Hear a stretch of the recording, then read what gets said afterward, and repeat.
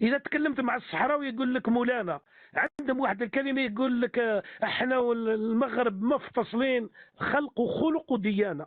هما مولاهم الحويسين واحنا مولانا مولانا. السلام عليكم ورحمة الله وبركاته. عدنا والعود أحمد. نتمنى منكم جزاكم الله خيرا تديروا بارتاجي لهذا الخبر وتديروا له لايك. اولا الملكيه هذه تكونت في 56 قديما، وما كانش مفهوم المملكه في المغرب.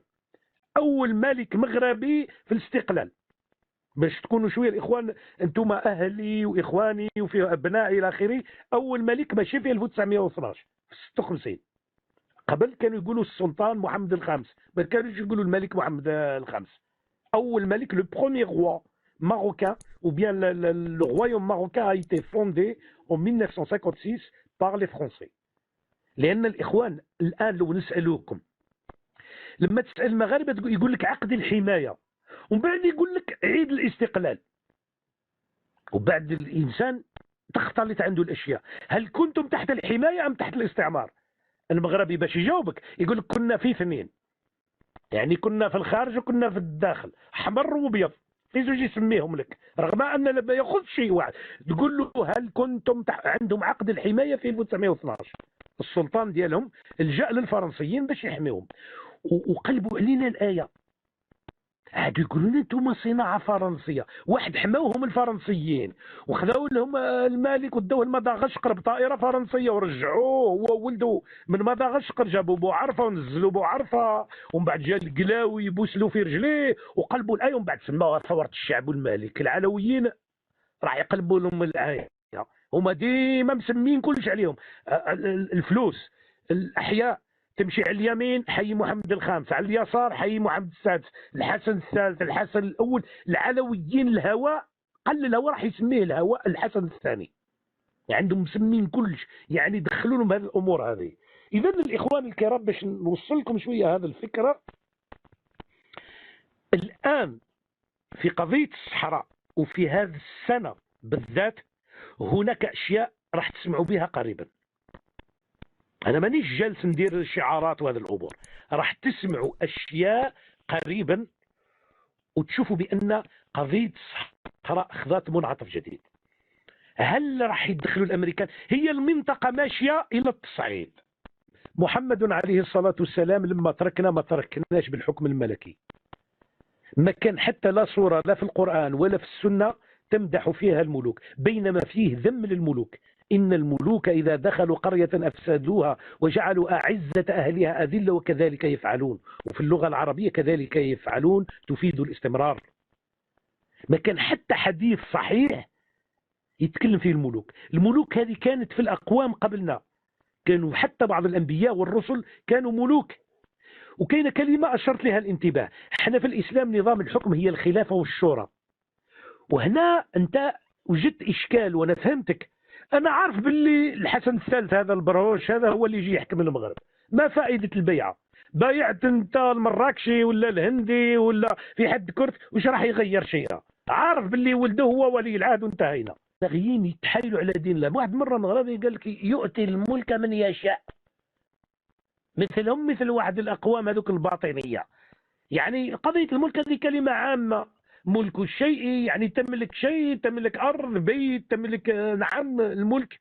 الملك مثلا ملك سليمان، ملك هذه الأمور هذه هم حابين يطبقوها على محمد السادس. يعني رب العالمين فرض علينا احنا المسلمين نكون كالقطيع من الأغنام تحكمني عائلة. نهار يوم القيامة يقول لك رب العالمين، يقول لك يا عمي رب العالمين هذا النظام الملكي لو كان طيبا ويتماشى مع المسلمين لنصحنا فيه أتحداك تجيب لي حديث صحيح واحد يمدح فيه الملكية ولا آية قرآنية. ما كانش. الملوك هذو يعتبروا الناس مثل البهائم. رب العالمين عندهم واحد النظرة مثل المغاربة يقول لك رعاية، يقول لك شعبي العزيز مالككم.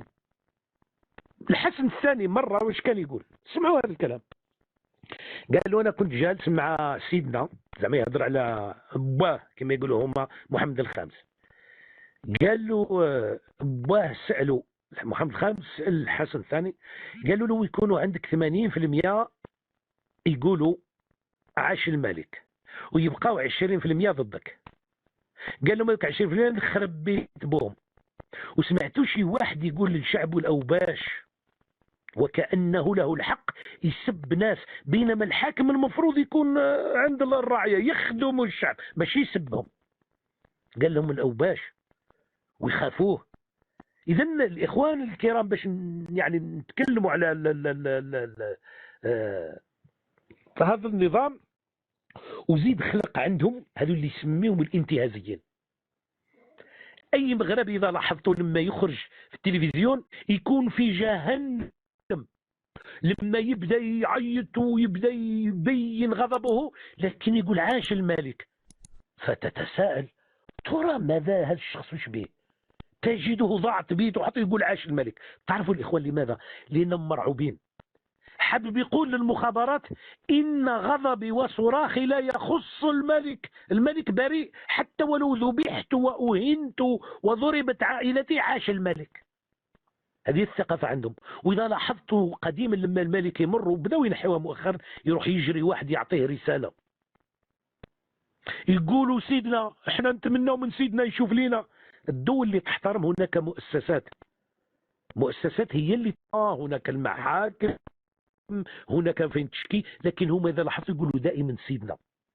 وكنا حتى في التحية الإبراهيمية، التشهد والتحية الإبراهيمية ما نقولوش الله، يعني كما ثبت على المصطفى في الحديث الصحيح نقولوا اللهم صل وسلم على محمد وعلى آل محمد كما صليت على إبراهيم وعلى آل إبراهيم، وبارك على محمد وعلى آل محمد كما باركت على إبراهيم وعلى آل إبراهيم في العالمين إنك حميد مجيد. ما كانش على سيدنا محمد عليه الصلاة والسلام. مر يوما بقوم فقاموا له فرفض هذا التصرف.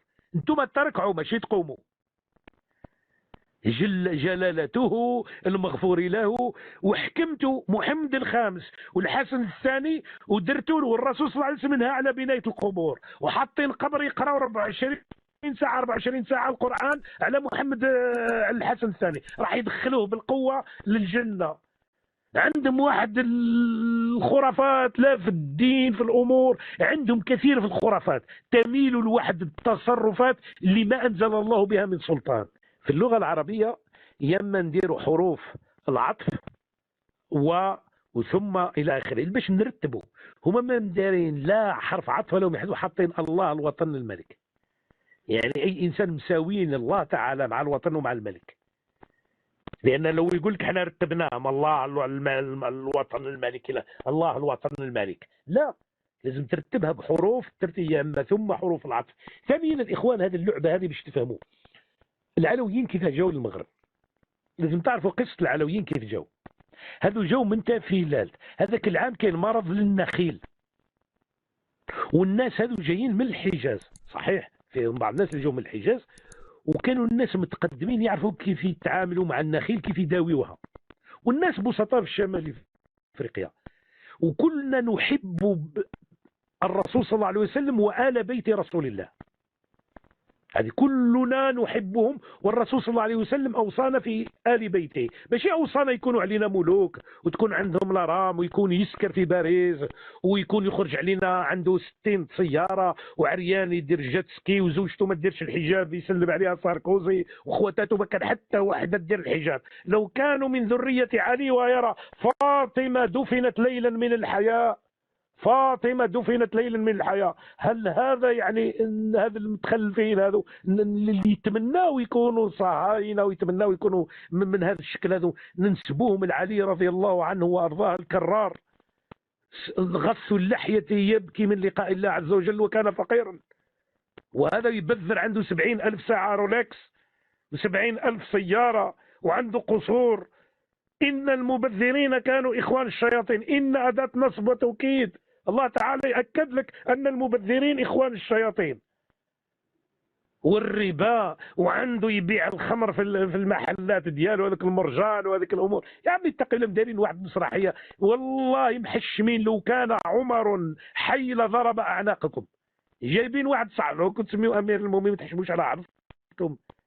إذا تكلمت مع الصحراوي يقول لك مولانا، عندهم واحد الكلمة يقول لك احنا والمغرب مفتصلين، خلق وخلق وديانة، هما مولاهم الحويسين واحنا مولانا. شوف هذيك الروعة وهذاك الكلام من لا إله، يعجز اللسان باش توصف كيف يتكلموا الصحراويين، يعجز اللسان. تجيب انتم صباحا ومساء تسبوا في الله عز وجل، وجايبين مغنيات عاريات في هذوك يسميهم في شهر رمضان، ولا تجيبوا هذيك مزامير وهذيك الحفلات اللي يديروهم.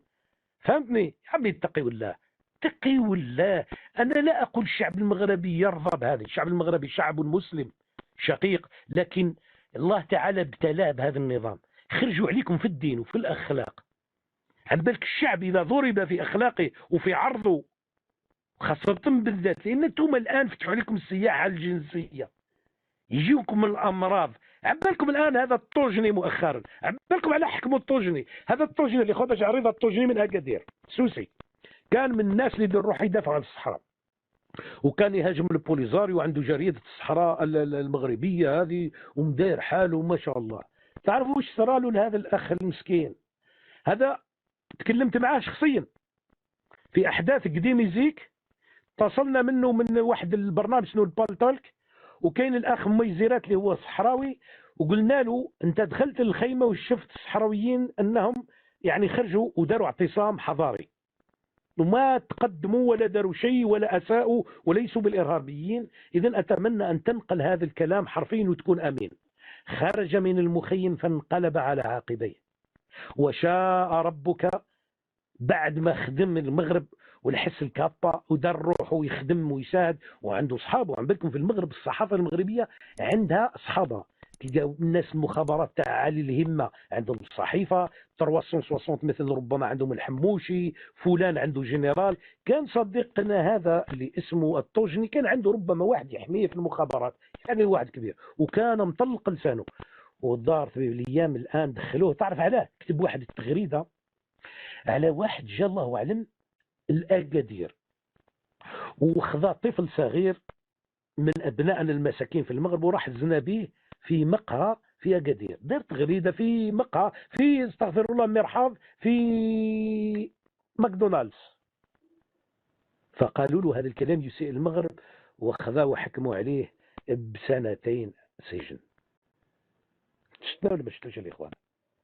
هذا الطامات الكبرى اللي نتكلموا عليهم وعندهم صحة الوجه. احنا ما نقولوش الله يزيد في عمر سيدنا التبون، احنا ما عندناش عائلة تبون تحكم فينا ولا بوتفليقة ولا هم يحزنون. احنا لما درنا الربيع العربي في التسعينات ما كنتوش تحلموا به، تحركوا السوريين، تحركوا اليمنيين، تحركوا المصريين، وضربت عليهم الذلة والمهانة. ديما قوالبية، درتوا 20 فبراير هذيك وصار لكم. الكبار هذوك اللي منر شراهم من المخزن، دور معاهم باعوكم وجابوا لكم الحلايقي بن كيران باش يقولوا للغرب يا حق احنا درنا دولة فيها الاسلاميين يحكموا. هو حزب ديال المخزن، شا المخزن يعطي لاكريم والحزب ضده؟ على ما عطاوش العدل والاحسان؟ علاش كانوا معادين العدل والاحسان ومحاربينهم؟ لانهم يعرفوهم جماعه العدل والاحسان شيطنهم، واحمد ياسين قالوا له هذاك راهو انسان مريض يحلم الى اخره. لكن جابوا الحلايقي هذا اللي دور معاه المخزن واعطاه محمد السادس، اعطى له جريمه في لاريترات تاعو ياخذ 7 ملايين وسياره، ويخرج يدير روحه مسكين، وباقي يدير لكم مسرحيه هو يسب فيها خنوشه يسبوا وهي مسرحيه. فهمت؟ هذه القصة الإخوان اللي باش نفهموها للأمانة. هذا هو الواقع المغربي المضحك اللي هو صراحة مسرحيات، اللي يحكم ويجلب الخيوط هم المقربين من الملك إلى آخره. أما هذا الواجهة خنوش مسكين ولا العثماني جابوه. شوف الإخوان باش تعرفوا كيف خبثة، في وقت حكومة الإسلاميين داروا التطبيع وجابوا واحد من الإسلاميين وجلسوه مع الصهاينة. شوفوا ذيك الإهانة، باش تعرف باللي خبثاء ما يقوم بالاعمال هذا الا الشيطان ابليس.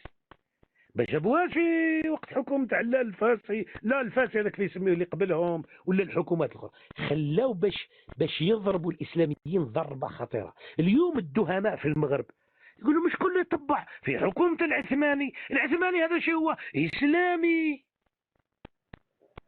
فهمتوا الإخوان؟ على كل حال إخوان الكرام، يعني تسمحوا لي على هذا الذهاب يمينا ويسارا، واللي خرجنا من يعني من الحوار الأكاديمي اللي نعين فيه بعض النقاط، وأصبحت أتكلم يمينا ويسارا، يعني أصبحت نوع من الدردشة بدون قيود.